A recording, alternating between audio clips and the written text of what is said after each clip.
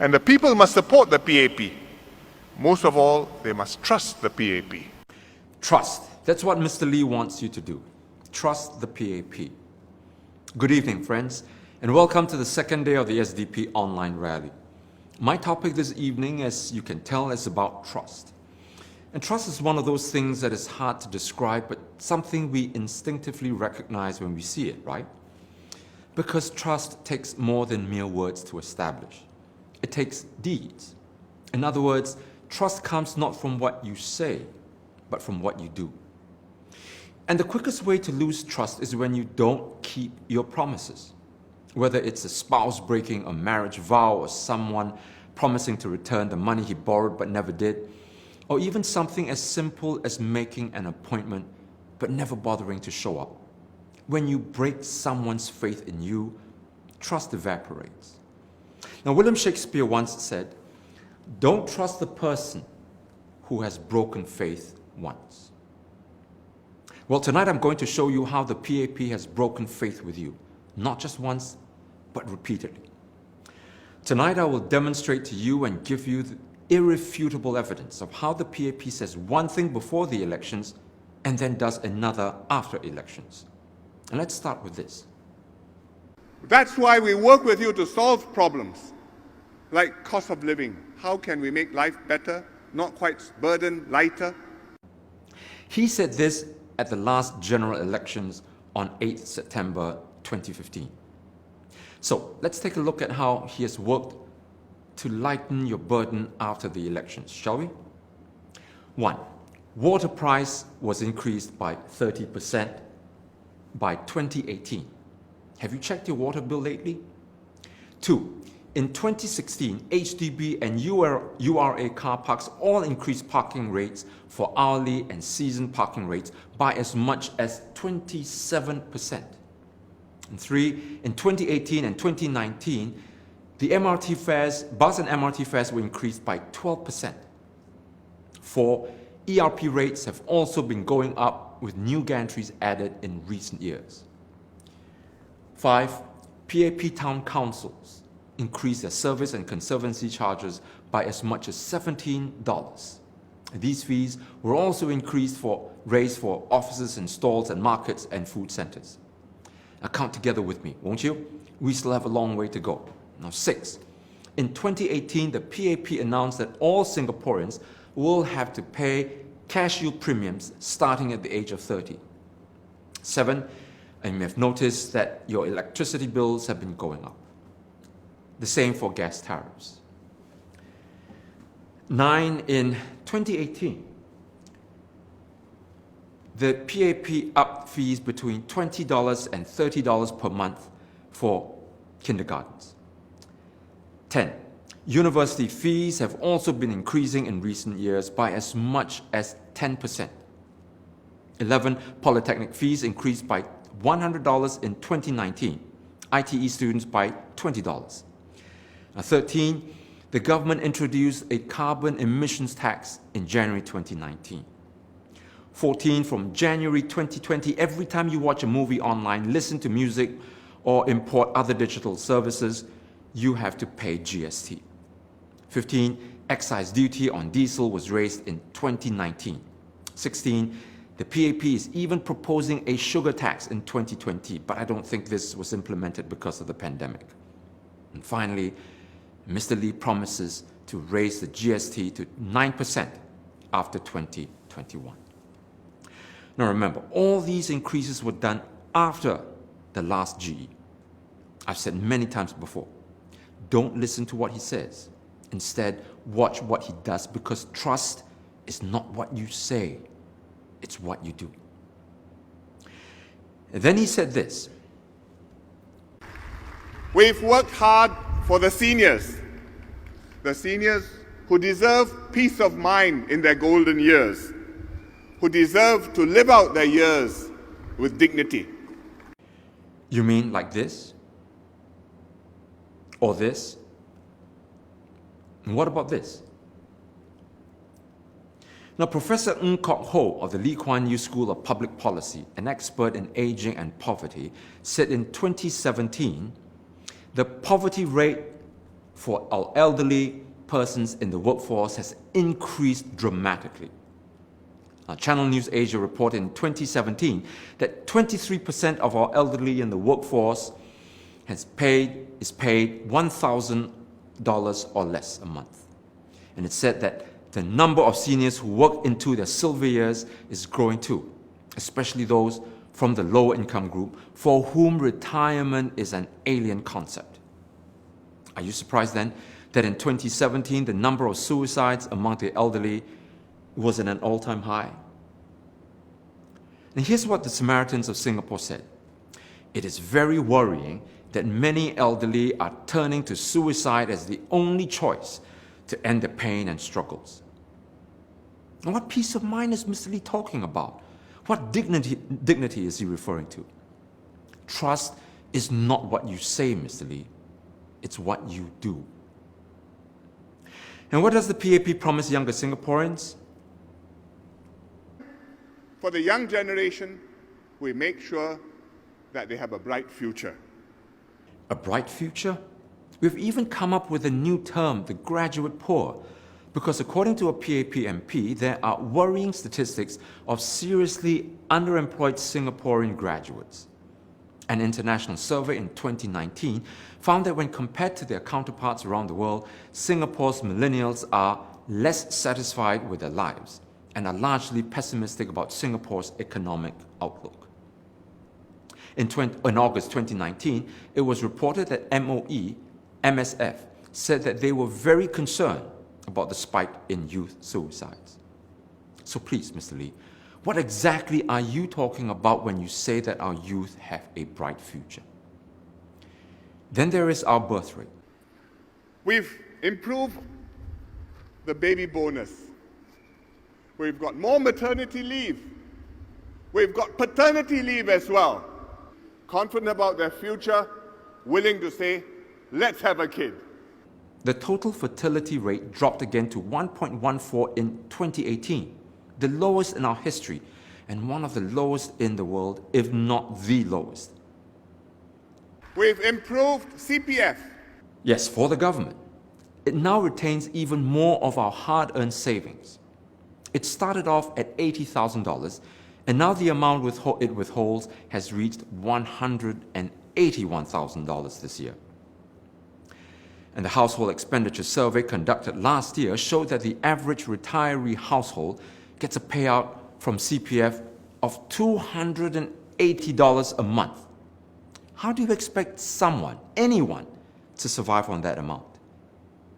Now, Mr. Lee Hsien Loong is not the only one. This habit seems to be baked in the DNA of the PAP.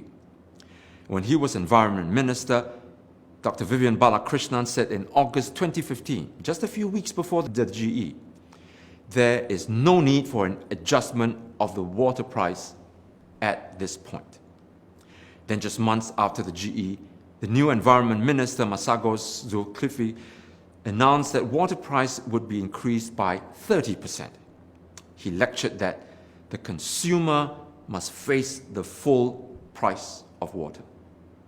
Trust, as I said, is not what you say, it's what you do. Then there is the not so small matter of the value of our HDB flats. For years, the ministers kept telling us that our flats are an appreciating asset, meaning that the price would never go down. In 2010, Mr. Lee Hsien Loong said in no uncertain terms, the HDB flat is not just a shelter, but also a key investment asset. Singaporeans can enjoy an appreciating asset. In 1992, Mr. Goh Chok Tong, who was then Prime Minister, told Singaporeans that it is in your interest to ensure that the value of your flats continue to rise. Mr. Ma Bao Tan said an HDB flat grows in value over time.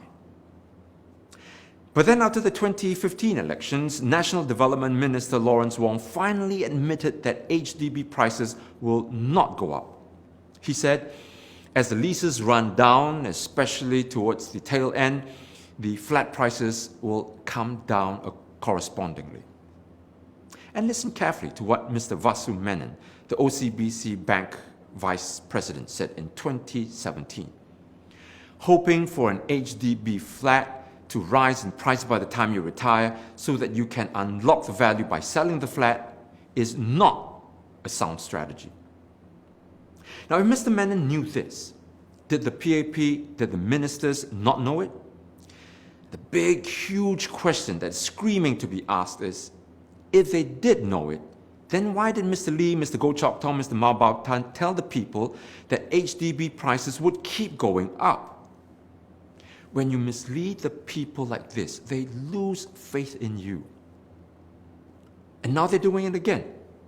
During May Day this year, Mr. Lee Hsien Loong assured everyone that we will not be able to save every job, but we will look after every worker.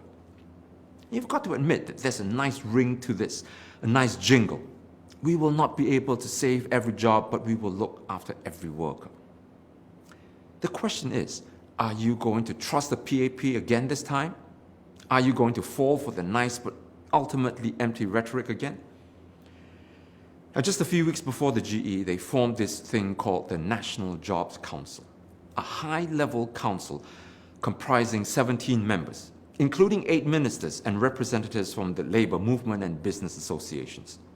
The purpose?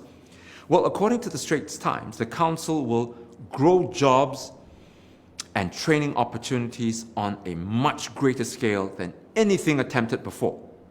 For a moment, I thought they were going to perform the highest tightrope walk for the Guinness World Record.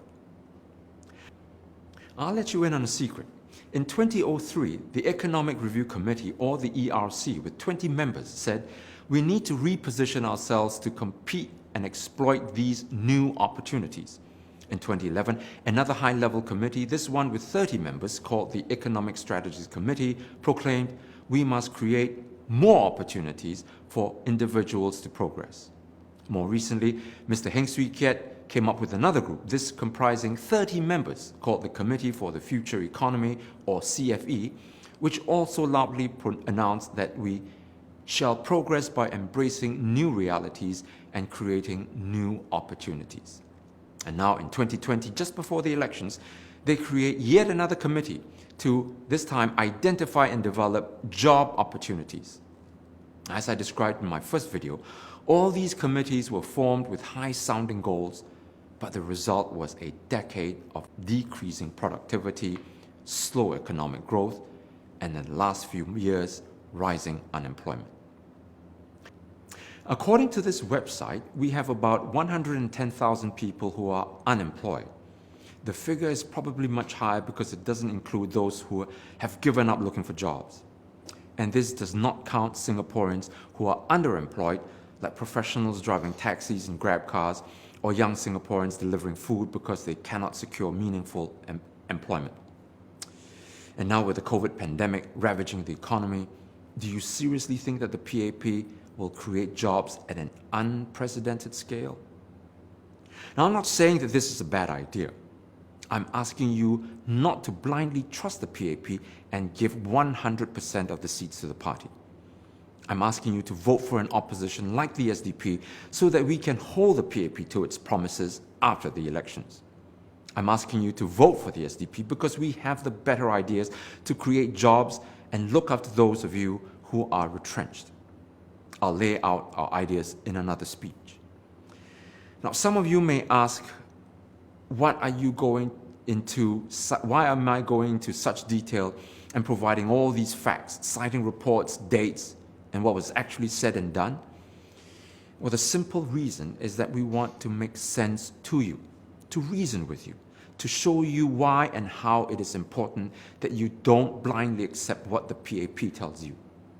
You need to examine their record and ask questions why they did certain things or did not do certain things. And you ask questions in every other thing in your life, don't you? When you buy a computer or make plans for a holiday, you ask questions about the product, the after-sales service, compare prices, and so on. You don't just hear the first words that come out from the salesperson's mouth and make your decision based on that, do you? So why do you do it for the one thing that has a huge impact on your lives and your children's lives? Why do you believe the people who have power over you and determine how you live, how you much retirement savings you have, how much you must pay when you are hospitalized, how and what your children study, all without examining their record and whether they're telling you one thing before you vote, but doing another after. Now, this is precisely the reason why we've taken the trouble to do all this research. We do this because we want to make Singapore a more intelligent, informed, knowledge-based society where our government is accountable to us, listens to our voices, is open and transparent with us, not a people driven by fear and propaganda where our rulers say, jump, and we ask, how high? And we do it because this is the kind of opposition that you have told us time and again that you want to see in Parliament. The kind that does its homework, don't talk rubbish. The kind that is responsible and constructive. The kind that is compassionate, looks out for the people, and makes you feel proud to be a Singaporean. But work like this and putting together a series of policies requires a huge amount of time. And that's why my colleagues and I invest so much effort in doing the research. And that's why I spent the last couple of decades of my life writing my books. Now, people like Grace Fu, the PAP minister, will use this as a way to criticize and put me down. Now, she said, as far as I know, he hasn't held a steady job for many years. The truth is that doing research, thinking about the issues, and writing is more than a full-time job. I earn my living selling my books. It's an honest and decent way to put food on the table. At least I don't demand from taxpayers the money. Doing research and writing has kept me going all these years. It has allowed me the independence to stand upright, never bowing, never going on bended knees before the PAP. I thank the thousands of you who have bought them. If you haven't got a copy yet, please consider purchasing one. You can do it online or go to our office at Ang Mo Kio, or if I see you when I'm at Bukit Batok doing my walkabouts. You know, on Sunday when I was visiting residents there, a young lady came bounding up and wanted to buy a copy. It wasn't until after she left that I learned that she was a well-known online personality. And when I got home, my son told me that he had already gotten a message from his friend that Jade Rasif had bought a copy of my book. Jade, if you're watching this, I want you to know that it is people like you, our youth, our millennials, who give me so much hope. It reminds me of why I got into fighting for democracy in the first place. Your enthusiasm and energy is contagious, and I thank you for it. My eldest daughter, Anne Lin, like Jade, is also a strong and independent woman. She's able to vote for the first time, and I'm so proud of her. I'm sure many of you know that old 1950s evergreen hit by Nat King Cole, "What a Wonderful World." One of the verses says, "I hear babies crying, I watch them grow. They'll learn much more than I'll ever know." And I think to myself, what a wonderful world. Isn't it true, moms and dads? It's wonderful seeing our children grow up and become the persons that they are. And there's much that we can learn from them, right? And so to all the Jades and Anlins out there, I want to tell you never to let that fire in your belly die. The world is before you. You must dream. You must not, in the words of the late Steve Jobs, settle. Grab your future, for it is yours to make. And even as you go about building your world, always remember to love and care for those around you, especially those who need it most. And somehow our society through the decades have become too harsh. Let's not let it get worse. Let's fight it.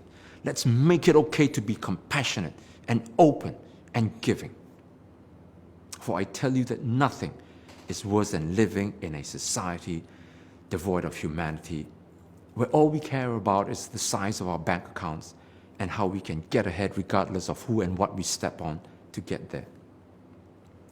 And so to all the young folks, my fellow candidate men, the young Democrats, the young candidates in the other parties who've come forward to stand in this election, you inspire me. You help me take another step forward. Now let's go and build a Singapore that we can all truly belong in and be proud of. One that has compassion and one that we all love. We start next Friday, 10th July. I ask for your trust. Vote for the candidates you trust.